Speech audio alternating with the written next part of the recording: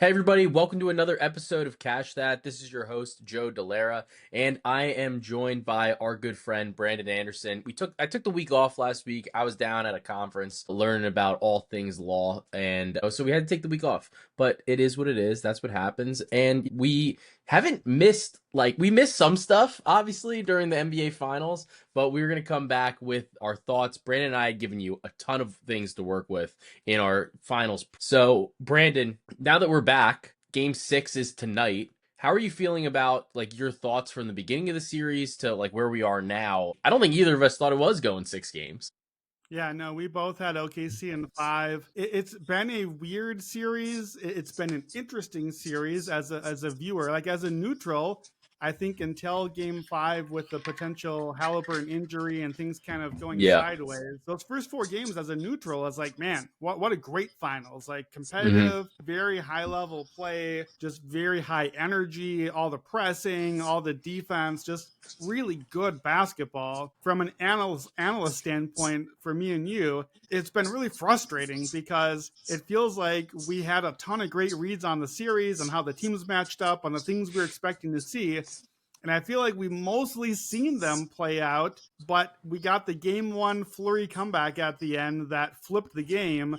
And then I feel like for me personally, I've been trying to catch up and missing by a half game or a game on almost all It's of my reads. Every prop, everything. I'm a game late, and then I'm like, oh, that's what I thought this game was going to be anyways. But then I'm a yeah. game late adapting, and it's felt like to me it's been a really hard series to cap and bet because it's just been weirdly unpredictably predictable. Yeah, Yeah, weird stuff. it feels like a lot of it is honestly cuz I think Carlisle is such a good coach that Yeah, I think you're right. a lot of the micro adjustments are kind of hard to cap in a way. I think it's been, because you'll see something for a quarter and then it goes away, and then you're like, are they going to go back to it? And then they do, but they tweak it. So it's been a little bit more complex or nuanced, or so to speak. And then plus Halliburton has kind of gotten the water shut off for him this entire Yeah. series for the most part. Like they have made life hell. And I think it's one of those things, like the joke was, if Jalen Brunson or Anthony Edwards came into a finals game and basically didn't make a shot, it would be all hell would break loose. And I understand that Halliburton, is a little bit more, there's a little bit more nuance to his game in terms of just the way that he facilitates the offense. The way you can see he's running the offense, he's like, do this, move this, space here, whatever. But and then obviously now there's the calf. At the same time, you got to judge them based on what they're putting on the floor. You're out there, you're either healthy or you're not healthy. So the question for game 6 now is, they're saying Halliburton might not even play. What are your thoughts on this? Do you think Halliburton plays? Obviously, we don't know right now, but if he does play, if he doesn't play, what would you be expecting out of Indiana? Because honestly, if he doesn't play, to me, that's in a way Indiana's rolling over and dying. But TJ McConnell looked great last game. Granted, a lot of it's against the bench, Right. but and you kind of got to get Halliburton back out there. But when you know Halliburton doesn't got it, should they maybe have rode McConnell a little bit further last game? What are your thoughts on how that Yeah. affects game 6? It's tough because the TJ McConnell thing works so well, specifically because he's playing 18 minutes. So he's going all out every second he's Yep. on the court, and specifically because he's playing most of those minutes against the bench unit that way. And I Yeah. realize OKC's bench unit is okay, cool. Well, I got Caruso and Cason Wallace coming at me now. You and I both thought TJ would just get us erased from the series. Could not have been more wrong on that read. TJ's been awesome in the minutes that he's played. But yeah, it's one of those old in NFL. I think of it kind of a cross sport comp. You get the guys who are the situational pass rushers, right? Like the third defensive end that only comes in on passing downs and just pins their ears Yeah. back and is going for the quarterback, and end up with 12 sacks at the end of the season. You're like, man, imagine if we just made this guy a full-time passer. He's like, no. It's Now not he how it just has to works. get them to run, and he's not good at that. And now he's tired on third down, and actually his sacks went down, even though he played twice as many hmm snaps. So I fear that our prediction about TJ McConnell being erased from the series might come true too late. That Yeah. if we got more of him, I think that I'm going to defer to Carlisle here. You and I are going to sit here and be like, TJ's been so good. Give him a few more minutes. Rick Carlisle, I think, probably knows basketball more than us and decided that 18 is the right number for TJ. And so I think even too, like, look, Andrew Nemhard has had brilliant moments in these playoffs. This series and frankly last series has not been among them really. Yeah. And it's not, it's, you know, the counting numbers are never going to tell the Nemhard story. I think Nemhard is running himself ragged, chasing Shea around the court and He's defending killing him quite himself. well. He's pressing all game, but like we just saw last game in the fourth quarter, Nemhard made like 3 or 4 really, really tough mental mistakes that like pick sixes that basically gave the game away at the end. And to me, if Haliburton can't play or is limited or plays less minutes, Nemhard probably is the one that has to do more. So now you have a much worse Haliburton in Nemhard offensively, and you have a Nemhard who can no longer give what he's used to giving defensively against Shea. So maybe as far as betting angles, I mean, first you have to think about just, I don't mind just looking at Haliburton unders, Haliburton points, assists unders, because I do think that he at least tries to play would be my instinct. I would say the 50-50 will he play is gamesmanship Yeah. and make OKC be ready for it. I think you at least try. Definitely, this is not one of those like, well, what's the harm? You can just rest in the offseason. Calf strains, calves, muscles are all tied together. And calf injuries have been the predecessor to Achilles tears. We've seen it this That's year. Kevin Durant. That's the exact thing we saw. It's Damian Lillard too. Right, exactly. So I don't think it's just like, well, you know, your back hurts, go on out there and give it a shot. Like, this is not that. So they maybe just have to make the call. But I do think, you know, we saw Aaron Gordon too. We saw Aaron Gordon play through it and then did great and crushed my ideas of, rebound under, we'll get that. And he had like 5 rebounds in the first 5 minutes. I think points, assists under is always going to be playable in this matchup anyways with Haliburton. And if he can't really get much push off the calf, even if he is playing, that's playable. You know, he didn't make a field goal last game. It sucks. It's so low. Like this prop, the highest number I'm seeing is 21.5. Like that that's so low because his points prop's only 13.5. I'm seeing some 12.5s, and the assists have come all the way down to 6.5. It's almost like it's almost come down so far. You almost want to go the other way and just say like I was gonna say that 20 and 10, right? And just like or maybe even 15 and 10 and just say like, well, you know, or maybe he's not going to score, but or maybe he makes a couple threes instead. Say, maybe what about like 4 or 5 threes or something where it's just like, you know what, he can't drive anymore, but he just gets hot. The shot is there and you can maybe just keep your shot for him. He does have a little bit less of a jumper. It's almost like a low set shot. So maybe that doesn't get thrown off by the calf as much. And we've seen him, he gets aggressive when he gets hot on threes too. He's super streaky. Super streaky. Because, like, let's see. I'm gonna plug it in a little bit. And also, the thing about threes is it's less important to play as many minutes, I feel, just because they can happen so quickly. So, like, let's say you did 3 threes and 8 assists is plus 458. If you jump to 10 assists, you're getting plus 869 right now on FanDuel. So I'm not totally line shopping it, but I do wonder if there's an ability to zag there in regards to Haliburton, maybe reduce your risk and like be able to do like a 0.2 or like a quarter unit or something like that and try to capture a little bit of magic there. On the flip side, though, I know you talked about McConnell and just like, can he really play more than 18 minutes or so? 365 still has the market up for most assists in the series. They also have most assists in the series betting without Tyrese Haliburton. So for perspective right now, if we're looking at assists, Haliburton has 36. Shea is second with 25, and then J-Dub, Siakam, and McConnell are all tied at 21. I think that there's value in this market, specifically because of the way that we're saying, well, Haliburton might not play. Honestly, like if he doesn't play in game, it's tough to say. Honestly, if he doesn't play, it's tough to see a game 7, right? But it's also possible that, like, let's say there is a game 7 and he doesn't play, whatever.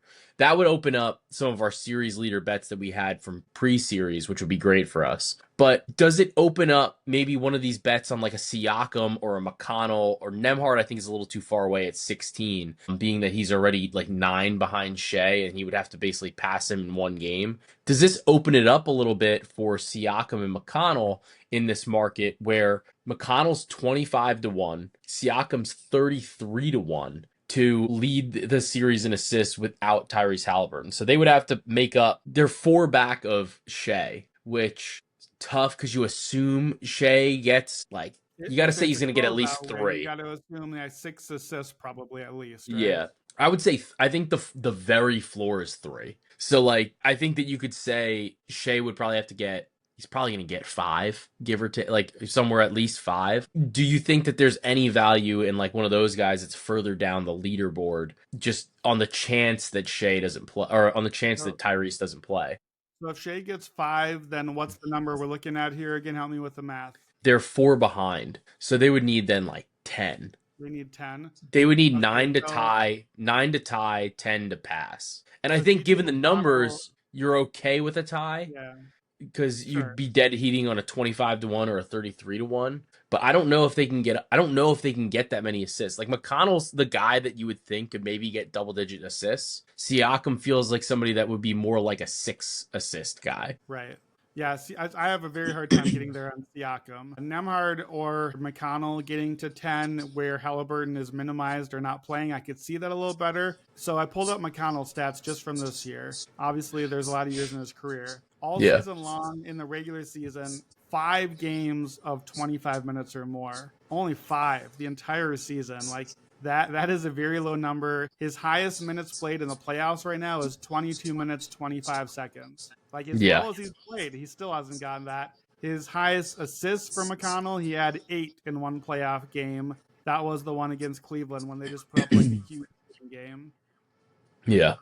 In the regular season, he had 1 game with 30 minutes, but it was an overtime game, so I'm assuming that was part of it. And he had 13 assists in that game. Yeah. Otherwise, he had a 10 and a couple 9s and 8s. Here's my concern. In a world where TJ or Nemhard, but TJ is closer, let's go with him. In a world where he actually gets the 10 assists that he needs to stay ahead of Shea, Yeah.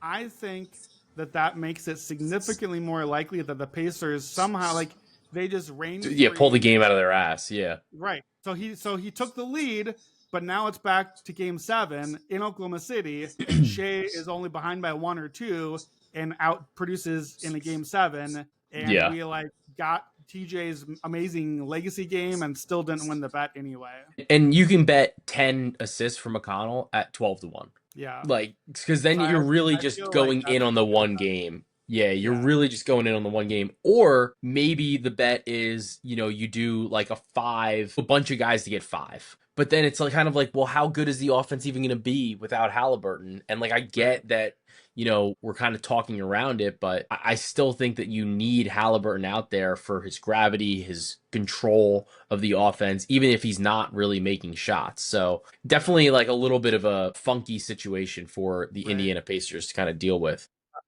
How do you feel about just if assuming Halliburton is either out or we tell right away that he's limited or not doing as much? I feel I don't play a lot of overs and unders in NBA. That feels very under to me, and not necessarily for the obvious reason. Obviously, Halliburton not playing well hurts Indiana's offense, but I wonder if Indiana's only real threat is not to be like, okay, TJ, you be Halliburton now. I wonder if Indiana just has to really lean in on like just defense and double big and just smash mouth ball and try to defend. Like maybe they finally played the zone card. Halliburton's played, I think, decent defense, better than expected in the postseason so far, and he's gotten some steals and blocks certainly. But like if his minutes end up going to just more, I'm sure more Mathurin at times. Mathurin's had some pretty solid defense, probably some Ben Shepherd in there, like just more wing play.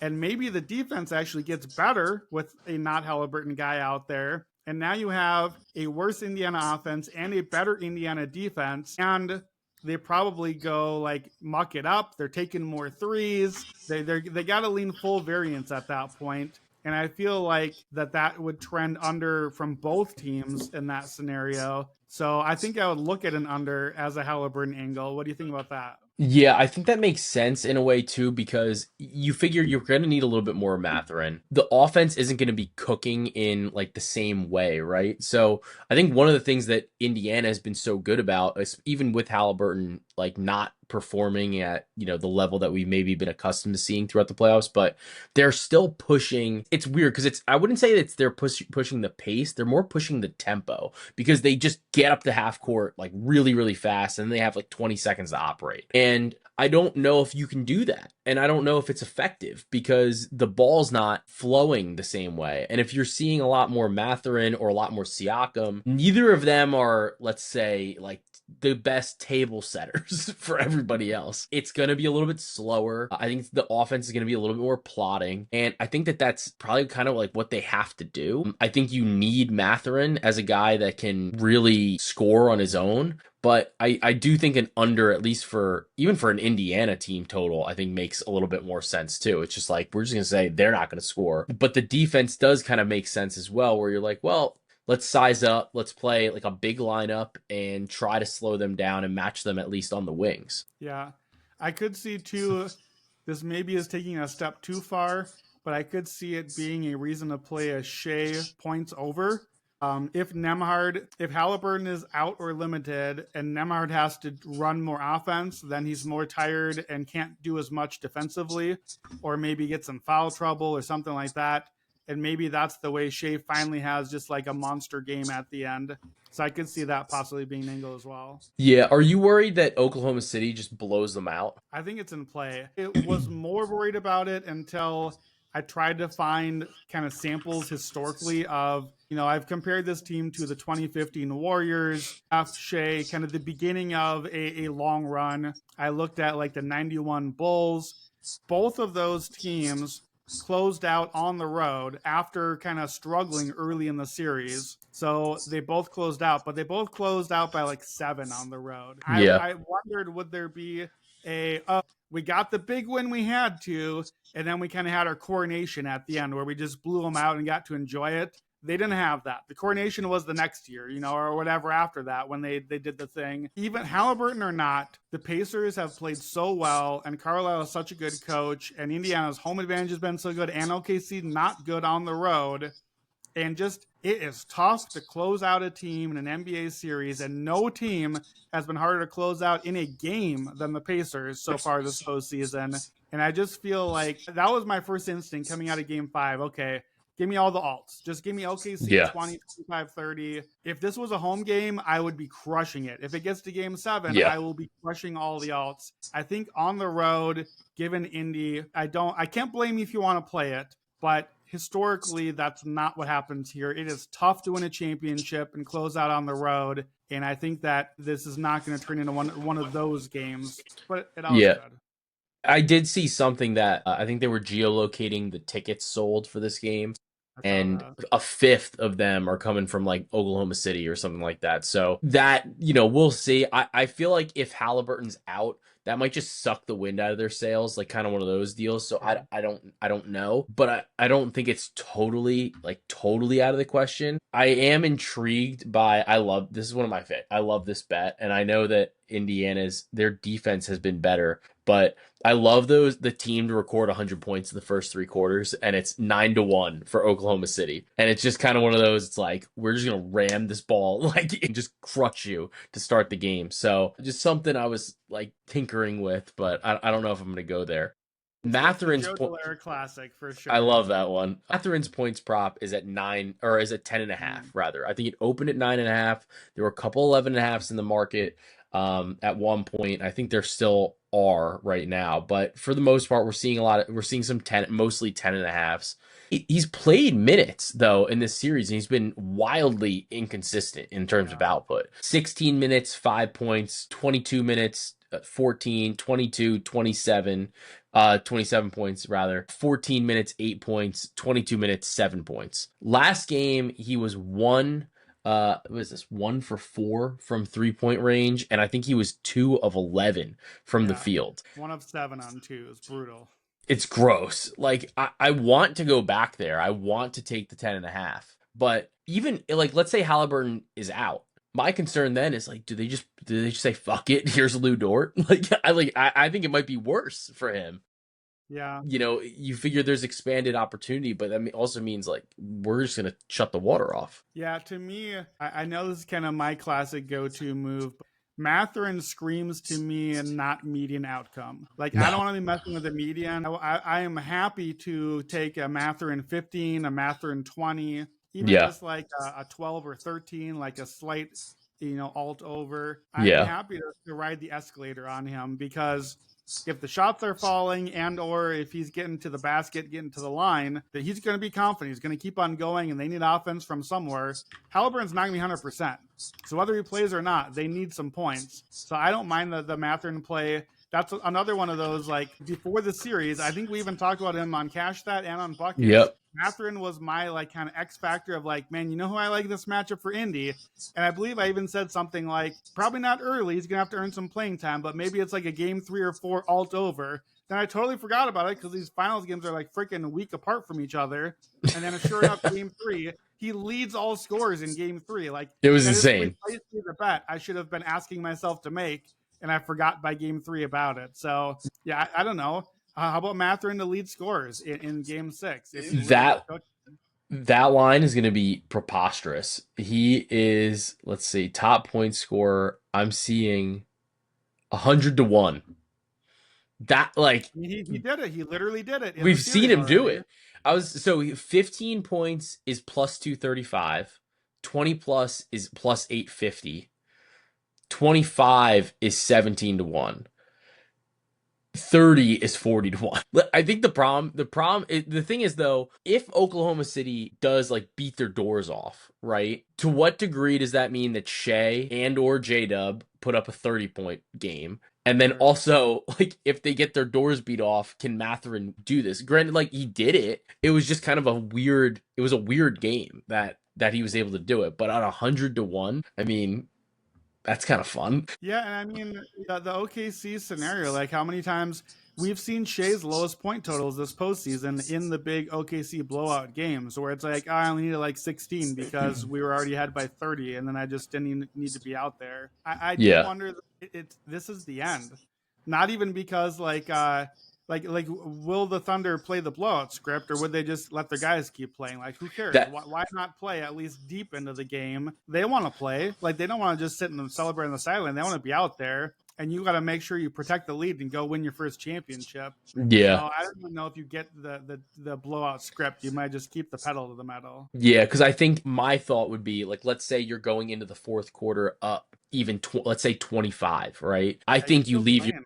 you leave your guys in until at least like the 5 minute mark Yeah, because I think so. Indiana's also been so good at these crazy comebacks. It's like you don't even want to give them a breath. Like you don't want to give them anything and just run your regular rotation and just kind of keep rolling here. That's probably what my like hesitation I think would Yeah, be towards that. I do think I think it is like a little bit of an interesting situation there for yeah. kind of like how to bet this game. But I don't mind a Mathurin like 15. Definitely don't mind 15 at plus 235 when we're seeing his standard line at either 10.5 or 11.5. Like Right, it's a bucket or maybe 2 buckets more that he would need. So I don't right. mind that. And then Well, and Jalen Williams. don't forget on Mathurin too. Like the other way that he could lead in scoring is the way that he led in scoring the first time, which is if he scores 25, 30 points, maybe the Yeah. Pacers won. Like that maybe they just won the game because Yeah. Mathurin was scoring so well. Like Haliburton or not, the Pacers are a deep team. The Thunder have struggled on the road. The role players haven't played well. The offense hasn't been great when the Pacers don't turn it over. Indiana can win the game. Like Indiana has a lot of paths to win the game. They have less than they had before if Haliburton is not full. But like they got a lot of outs here. They're going to get their threes up. They could have a Mathurin X Factor game. Siakam could have a big game. McConnell, like we've talked about all the paths here. It's narrower. It's not zero, and it is far from zero still. So like Mathurin having a big game, or Obi hits 5 threes again, or whatever. Like there are plenty of scripts where the Pacers absolutely hang around because don't forget too, what's the thing that happens always in the regular season is they're like, oh, the stars hurt. Okay, well, what happens? We'll just, the favorite will coast. Well, no, that's not what happened. the underdog hung around and covered the line and stuck closer because you kind of let your guard down a little bit. You're playing for a championship. How do you let your guard down? It's just human nature. Like you see Yeah. Haliburton sitting over on the sideline and you kind of let your foot off the gas a little bit. So I do think there are paths here where we can't count Indiana totally. Yeah, I think I've been line shopping while you were talking, and I'm gonna bet Mathurin 20 plus is plus 800 bet MGM right now. So I think that number is definitely like a little bit, it's a little off of, I would say, where the rest of the market is. So I think I'm definitely gonna take a little nibble on that. I think I just think it's too long for like a Should guy. you nibble it with the Pacers money line or at least part of the bet? I think you could. I don't totally know if they're correlated. I would think that they probably are like slightly related. Yeah, But at the same time, it's like if Halliburton, I think it's one thing if Halliburton's playing and shows that yeah, he's that's fair. healthy and Mathurin's putting up a 20 piece. Right. If Halliburton's out, I don't know. I think that just might be like we need Is somebody he has is to he score. additive or is he just replacing a less efficient version of Halliburton? Exactly. Like that's more or less what my concern is anyway. Sure. So, but yeah, but either way, I think that the 20 plus at 8 to 1 is definitely good. And I think 15 at plus 235 is good too. So I'd probably split up, maybe divide a unit some way around those numbers. The last thing that I was looking at in this game is, well, it's kind of a two-part thing with Jalen Williams. So I like last game I was on over 4.5 free throws. The line bumped to 5.5.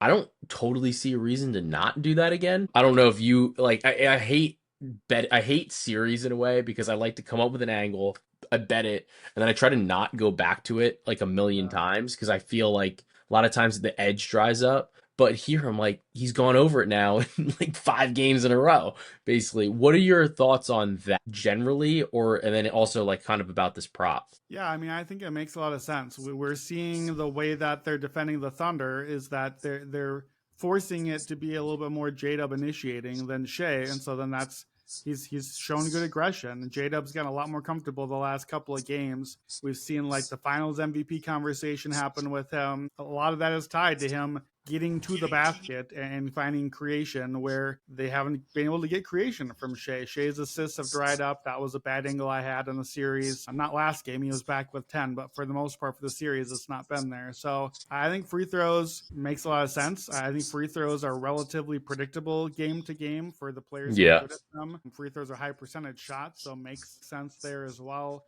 Um, yeah, I think I saw a special at Bet365, like one of the Elias specials, something like Shea and Jada both scored 25 in a closeout win, and it was like plus 190 or That something doesn't to feel that too effect. bad. That Yeah, doesn't that seem doesn't too feel too bad. bad. Like if we like Shea 25 points and OKC to win are both like heavily juiced minus numbers. So the Yeah. J-Dub 25 is the stretch there, but J-Dub's been getting to that number, and you got to figure if they both score 25, the Thunder are probably winning the Yeah. championship.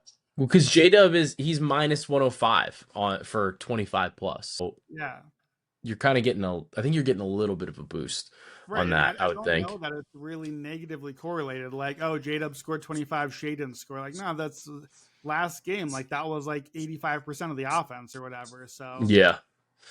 Shea is also just putting up that kind of number. Like it's not yeah, that's a like bad game for him. It's like, oh, he's kind only of doing it in 25. his sleep. So, okay, so then this ties into the next question that I had. We're seeing in the market, and like, so I started dabbling with like Kalshi, like the Yeah. exchange type of thing, and Jada. So for Finals MVP in the market is I think the best number I was seeing was like plus 750 on DraftKings for Jada. Kalshi has it where if you wait right now, if you wager, he's set at 7 cents. So if you wager $1, if he wins, you return 13. So I'm guessing that's 12 to 1, essentially, is the way that that's listed. So that to me that's an off market number. But even regardless of whether it's off market or not, Jada he won conference finals MVP. No, Shea won Oh no, conference Shea final. won. I'm thinking about the Pacers.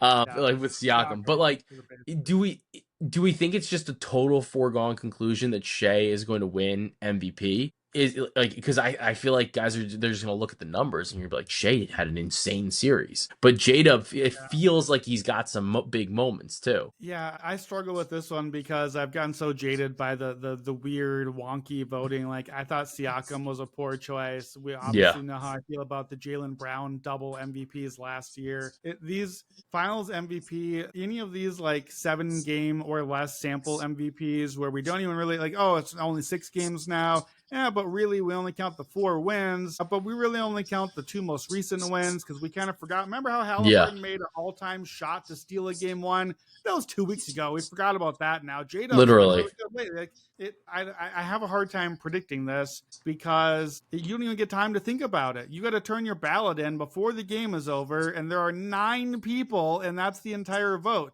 Like 5 votes gets you over the line here. So I think Jada would be a terrible choice, personally. Shea is scoring 33 points a game in the NBA Finals. He is the MVP of the league.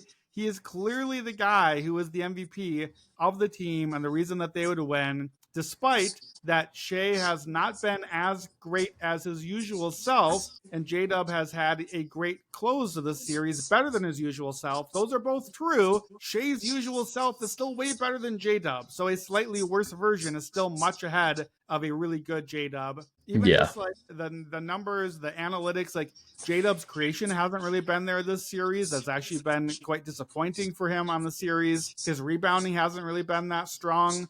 He's had a ton of rebounding chances, but not gotten them. His advanced metrics have really not been that good in the series. He was obviously great last game, just by a simple measure.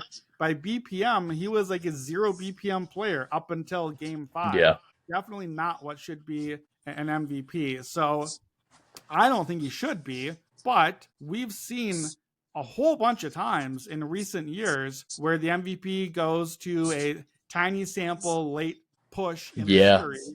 J-Dub just put up 40, could have the high scoring game in the series. If he gets one more, he's got to lead the game in scoring. He's got to close out here. I think the script has to be it actually stays tight however you get there, and J-Dub is the closer, not Shea. J-Dub gets them over the line and wins the championship. And now he had 3 straight tough games, good games to end out the series in 3 wins, has the 40.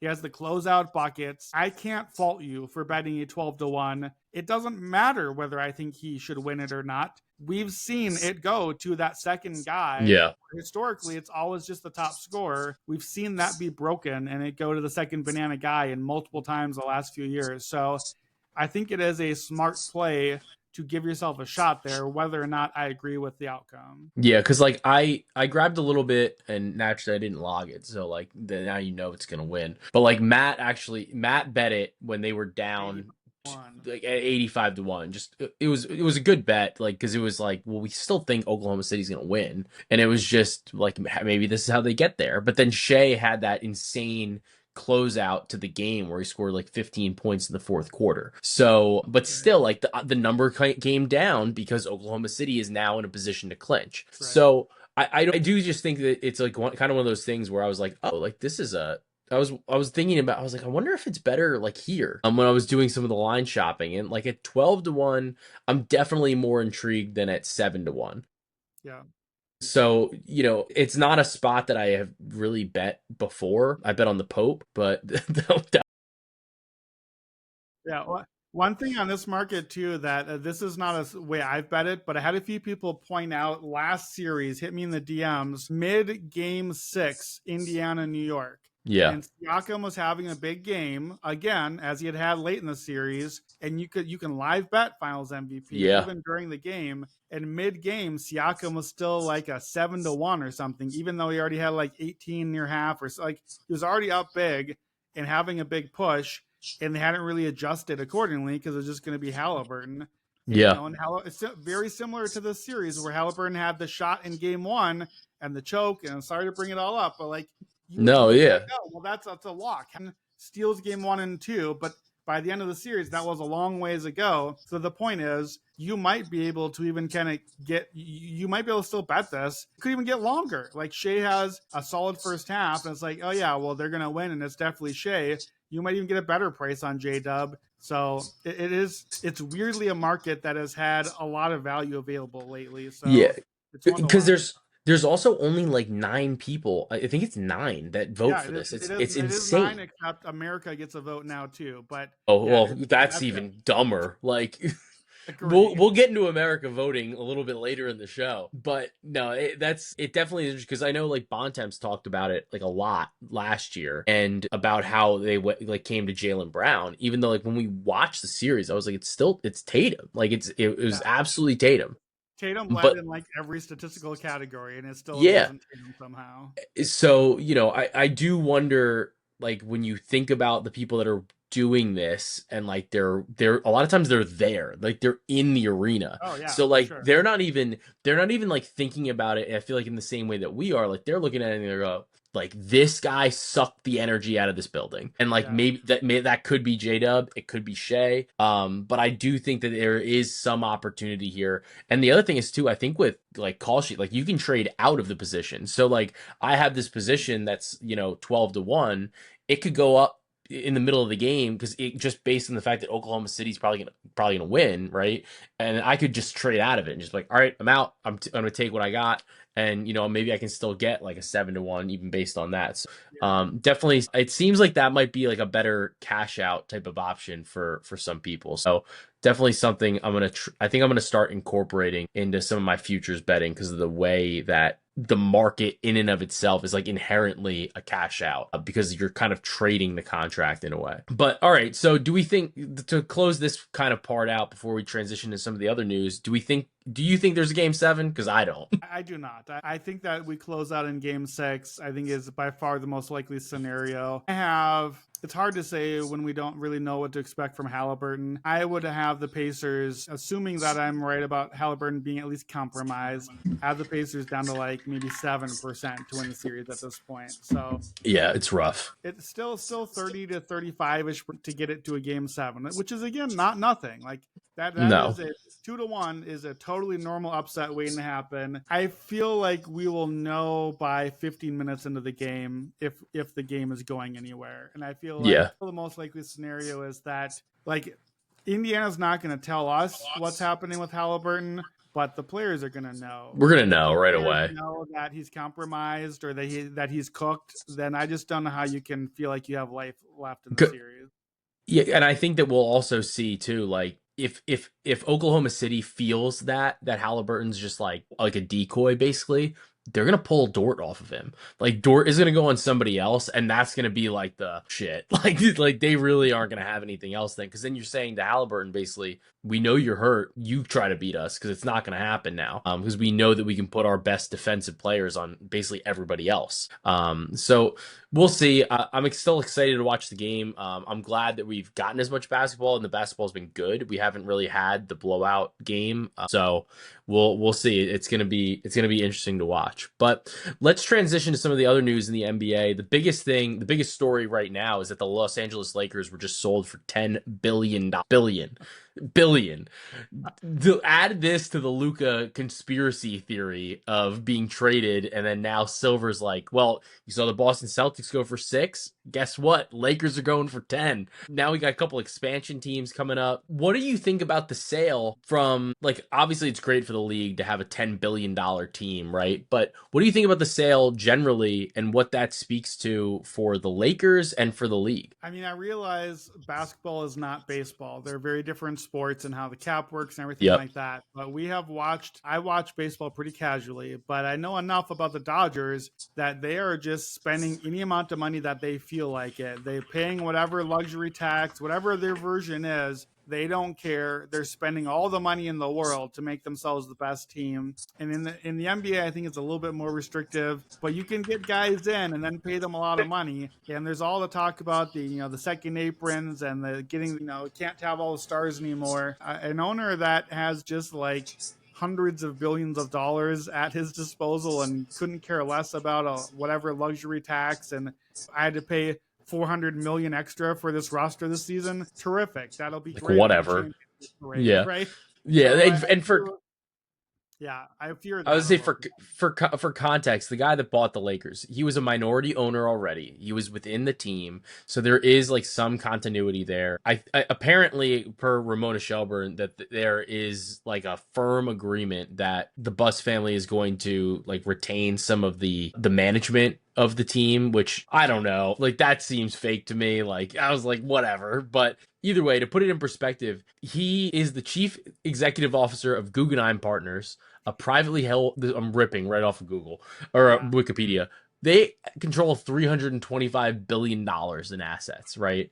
He's the primary owner of the Los Angeles Dodgers. They've won 2 World Series under him. Also, now primary owner of the Lakers, auto racing organization Andretti Global, which operates Cadillac's Formula One team. He owns the Sparks. I think he just owns the entire professional women's hockey league. So yeah, he does. He's the and he owner of the also league. owns a company that controls Chelsea and RC Strasbourg. So dude Sure. owns a lot of sports, like a lot of sports. A lot of successful sports too. Yeah, and a lot of it is like, it's like when the Yankees had Steinbrenner, like the father, like obviously George, and he had deeper pockets than maybe not everybody, but he was willing to go into his pockets. It makes a big difference because a lot of the tax questions are strictly like, does the owner want to shell out? Like maybe because sometimes it's not the best business decision on paper, but like then you start creating this culture where you continue to win and win and win and win and win, and players want to go there. So the Lakers were already getting a lot of players to go there, but it definitely seems like this is great for, I would say, keeping Luka in LA, but then also I think it's going to make. I think LeBron is definitely going to finish his career in LA, which I think he wanted to do anyway. But now, from a free agency perspective or even a trade perspective, I would imagine that the Lakers are not going to be super concerned if they go way into the tax over the next maybe 2 seasons while LeBron is still playing in the NBA, right? Yeah, I agree. I think that's the takeaway. Yeah, the Lakers, not that we've ever feared the Lakers spending money, but they certainly No. shouldn't have any reason to hold back now. And points to the Buss family, who I believe bought the Lakers, the LA Kings, and Staples Center in a combo package for $67 million That's and just insane. sold it for 10 billion. That is a 150x on your sales. So good day for the Buss family. What a ride. So one player that has seen his stock fall, though, a little bit is Kevin Durant. And there's been the rumors about the Kevin Durant trade. Obviously, Desmond Bain just got traded, and he was traded for this haul of picks, some of which are in, a variety of different. I think you can view it a little bit differently.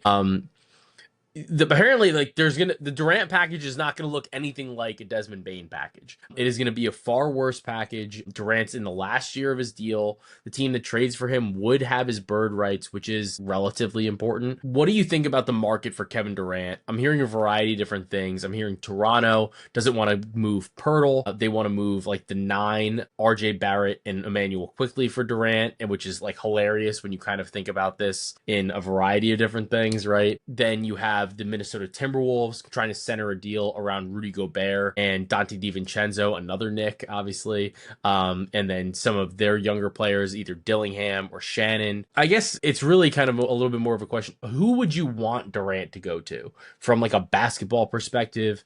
Because I think that with 1 year, the team has to be good right now. Like they have to be gunning for it right now. He's 36, gonna be 37. What do you want to see like for this year of Kevin Durant? I mean, I have often referred to Kevin Durant as both positively and negatively the greatest second banana in NBA history. Yeah. So, what I want for Kevin Durant is to go somewhere to be the second banana, not the star. I don't need to see 37-year-old KD as the star. Maybe he could like lead the league in scoring or something. That's real cute. He's never done that, I believe. I'd love to see the 40-point KD season, but who cares when it gets to this time of the year? And that team's going nowhere. I think Minnesota, I realize I'm going to be biased as the Timberwolves fan, but I think Minnesota is interesting. Like, I want to see the team where Ant is the dude, but Ant's hero, KD, is on the team and just gets to, like, play off of Ant and just score 25, 30 easy points night after night. And presumably no Gobert on that team. So you've gone from this defense identity to a fully offensive identity there. Yeah. But I think that's interesting. Minnesota just made back-to-back conference finals. Durant on the team. Okay, let's see if we can get over the top. And Minnesota's never made the finals before, so I think that that's interesting. I don't need to see Toronto. I don't know what's happening there. I don't find much It makes ceiling no with that sense. Toronto team. I sure as heck don't want to see Miami Durant, which I think is the most No. likely outcome personally. I just feel like that's such a Miami move to do. And okay, the Heat are the 6th seed now, and then they lose in the first round. It's like, who cares? I don't need to see that. Yeah. I don't know. I'd like to see him go to a team that is already good and is trying to make a push for a season or two, whoever that team is. I mean, similarly to, it's not the Warriors anymore, and he's not going to go back to the Warriors, but the Jimmy Butler Warriors trade, which, did it work? Did it not work? Jury's probably too soon on that. But I'd like Yeah. to see Durant be the Jimmy Butler in a trade. Where can he go? That's a sort of weird, like, Butler in the Warriors? What's happening? Whatever team Durant could be that to, are just like, okay, so Durant is a Knick, and they got Brunson and Durant and some other guys, and we got an offensive minded coach. All right, let's see. I'm interested. I like to see what Yeah. happens. Like, I'd like that version as an NBA fan. I tweeted this. Durant, since he tore his Achilles in the finals, not his fault, obviously, and I realize you're gonna miss some time after that and everything. In 6 years since that moment, he's won a playoff game, 2 of them. He missed the playoffs entirely 2 of the years. He got swept in 2 of the years, and he's won 2 playoff series, both of them when the other team was missing 2 of its top 3 players. The only memorable Kevin Durant playoff moment since the Achilles tear was the awesome Game 7 with Brooklyn, where he had the toe on the line, didn't get the game winner, and they lost anyway. That's the only Kevin Durant playoff moment we've had that anybody knows about in 6 years. So I have a hard time getting too excited about what he's eventually going to do, because it's not even, that's not about Durant's talent. I think he's awesome. I think he is awful at choosing which team he feels like going He's so to bad. and controlling his narrative. It's all so, like, get off Twitter, get out of the GM chair, and just be the awesome player you are, and I'd be a lot more interested. I just don't know if we're going to get that version. Yeah, like I think he would be interesting on the Knicks, but at the same time, it's a little bit funky, right? Because you built this team that is everybody's on like pretty good contracts. There's no real guarantee. Like, is he going to stay? You're gonna have to pay him again, right? And then I think the way the money kind of works, you almost have to trade Towns, and then it's like they're getting a new coach. I don't know if I want to trade Towns right now. Like, the new coach might unlock what the whole point of Towns was, Right. which is what he was doing to start the season, which was like stretching the floor, shooting threes, whatever. So you would want to have a trade that was centered around maybe like Bridges, but Bridges is your guy that plays a million minutes a year, and like can always do that. When you obviously the new coach, maybe it's a little bit different, but it's a little funky with Kevin Durant. So like Houston maybe, like, if you can trade him for Jabari, Jalen Green, and like a pick, that sounds great. Just like go out there, try to do something, because they I'm desperately intrigued by need that. somebody. They Yeah, just I'm don't. intrigued The because timelines are fucked up. the timeline is no good. But like, if you think of it a different way, just from a competitive standpoint, you're keeping your 2 best players, Amon and Yeah, Şengün. Durant fits with them very perfectly. well, like the perfect player. And in many ways, couldn't you say, what if Jalen Green was better and Jabari Smith was better, and then you smushed them into one player? Didn't you Yeah, just create Kevin Durant? Like, yeah, you have taken the 2 players' identity from a team that's deep and doesn't have minutes for everybody, and combined 2 into 1 asset, and kept your 2 best assets, and you still got, Reed Shepard, and you still got other yeah. guys on the team.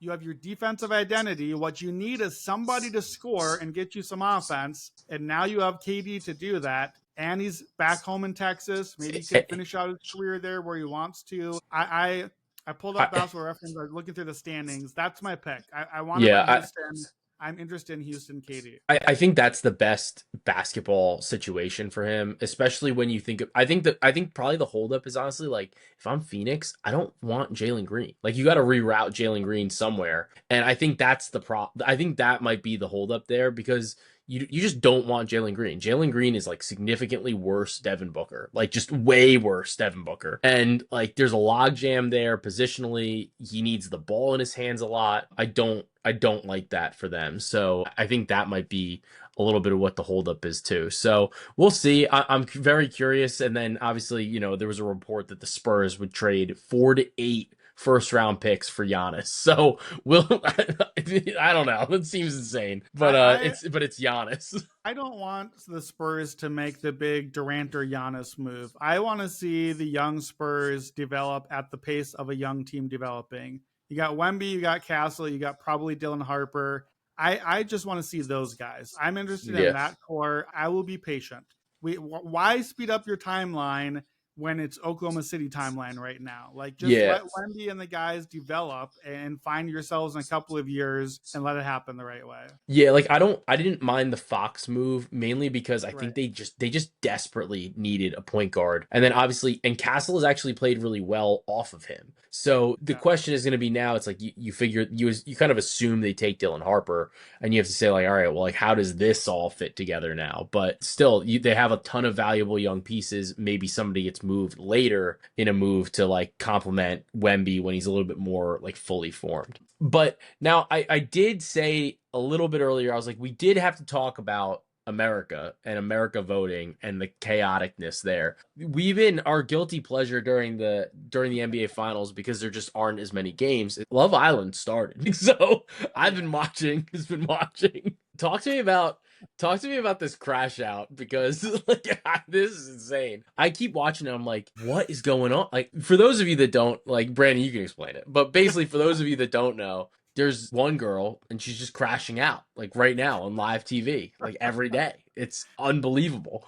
Like I'm gonna have to watch the finals tomorrow like with Love Island on my laptop or probably on the TV realistically and the finals on my laptop so I can keep up with the drama. It's true. So this show is on 6 nights a week, which is absurd in the day of our Lord 2025 to have a show 6 nights a week. But it's such a crazy show right now, and it's so it on social media that like you gotta watch it real close to live because you're gonna get it spoiled and stuff is changing every day.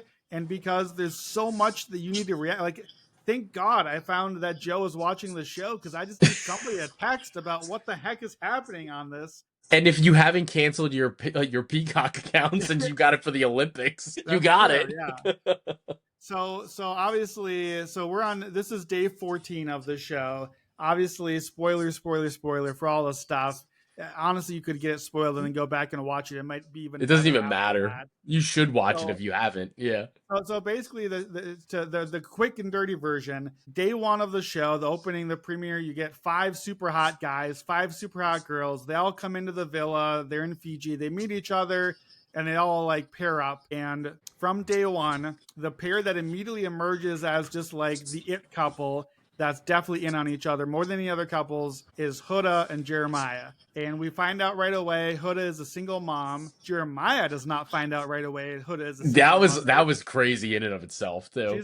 We're on like day 6 maybe or something before she finally decides to tell him, which I think created some early trust issues. Jeremiah is already like all in on this relationship and has to be like, wait, whoa, what? Like here's a 24-year-old dude who's just coming in to like have some fun in the villa, and here he's I, suddenly dating a 29-year-old woman with a child who like I'm not nothing negative about a child. We love dads, we love moms, we love being able to take care of children. Like you're a 24-year-old coming to like hang out with a bunch of hot people, not be a dad a week later. Like that is a yeah. drastic change in what you're thinking. And then just in the week or whatever since then, I think that was the first loss of trust. Just Huda could not be marking her territory anymore on this island. It's been honestly And unhinged. Megan peed on him.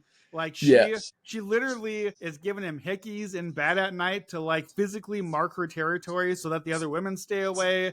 Only like they're not because She's also like just saying things that are like I don't know, the like dumbest thing. they're editing it, but it's so funny. Like he'll be like, yeah, like she's not my type, and then she's like, he says that she's ugly. Like it's like that's not what he She said. yeah, she's like gaslighting herself somehow. Like she'll like eavesdrop on a conversation she's not supposed to be there for and then come around the corner with a gotcha. Only it's like, okay, but there were 6 people in that conversation that all heard it, and you heard a completely different conversation, and you're accusing of completely different things. And then like I honestly, the Jeremiah, like we'll get the next episode, and it's like, all right, this is done for sure now. Girl Jeremiah will pull her for a chat and be like, okay, let's talk this through. I apologize. We didn't resolve it yesterday. Let's start fresh. Let's be friends again. Let's take it a little slow. And she's like, Yeah. what?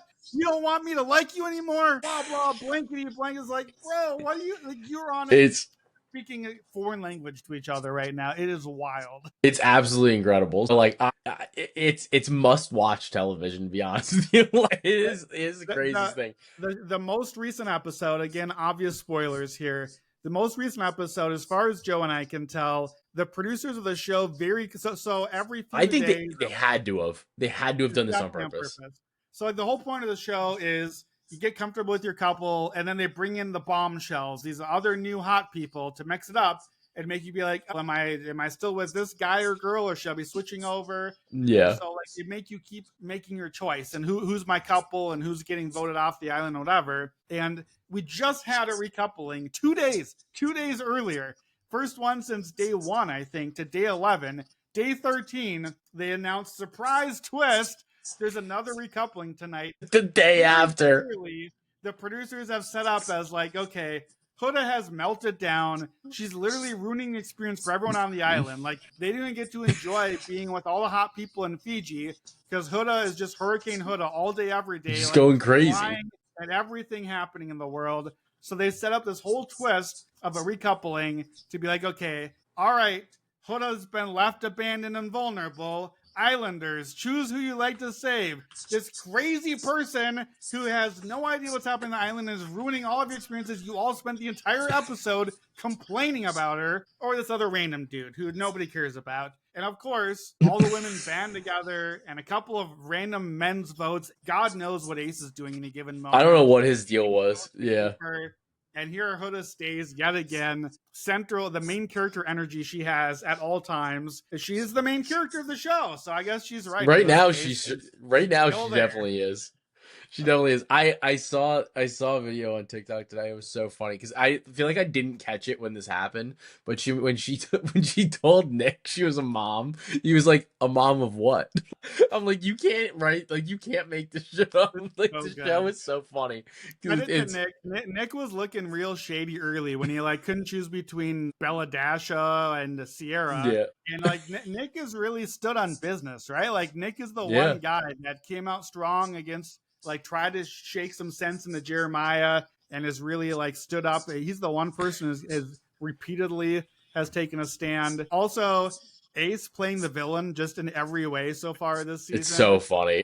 Like, one of my favorite moments of the season is when Ace basically finally like breaks it off with, I forget who he was with, Amaya. Yeah. They're like out on a little pier thing, and they're basically just like, yeah, no, I'm out, you're out, we're both out.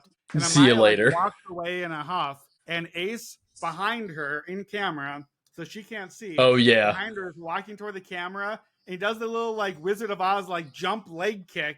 It's just like, bro, you just broke up with her on a national TV camera show. Just thrilled. Like, on with my life now. But that moment as a villain moment, and then when in the recent episode when Jeremiah chose to abandon Huda finally and made the choice to choose the other woman who had been interested in him.